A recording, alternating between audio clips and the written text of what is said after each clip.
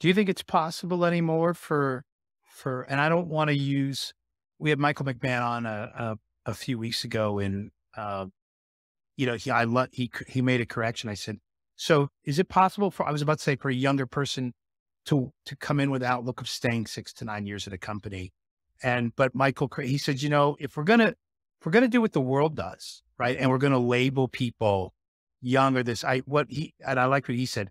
Let's talk about people that are the early stages of their professional development, right? Of their career building and their reputation Right. development.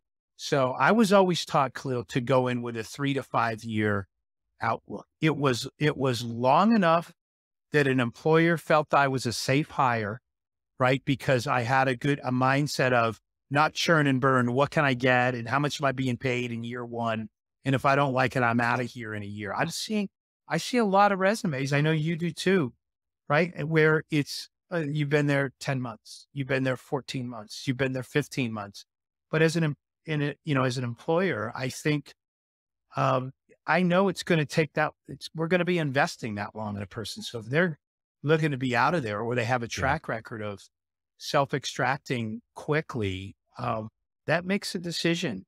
Yeah, that impacts It my decision, I absolutely, and should it say, should on impact your decision whether I make as the a offer. hiring business owner, general manager that's hiring. It should impact. You don't want to have to go through turnover every 10 months. Like that's ridiculous, right?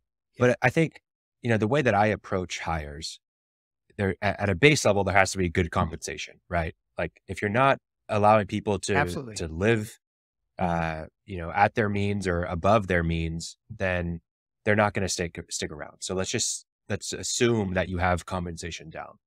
I think that you need to have challenging work for them and meaningful work for them, right? So if you have a really good vision and their work is a part of that vision, they're going to feel some sense of meaning in their job. And we all want that. We want to do Yeah, something that we feel like is making an impact, that we can see a tangible result, and that makes us feel yeah, good about what we're doing. And that's not going to be the same year in and year out. And so if you're keeping someone on the same exact type of work just as a robot, that's never going to be meaningful long term. It might be today, it might be next year, but maybe not longer than that. And then at the next step, they need to be challenged in their work. They need to be continually growing. And if you're helping them form that narrative inside of their job that, hey, I'm going to provide you with a new challenge. I'm going to give a new challenge to you next month. Hey, I need you to start taking responsibility for this. People want to have that sense of ownership in their role. But if you're just giving them the same task over and over, there are people that love that find their meaning and their challenge in that. But for the most part, especially with the younger crowd, like you mentioned, that doesn't look like they're staying that long, provide them with opportunities for growth, opportunities for challenge, and help them to see meaning in what they're doing.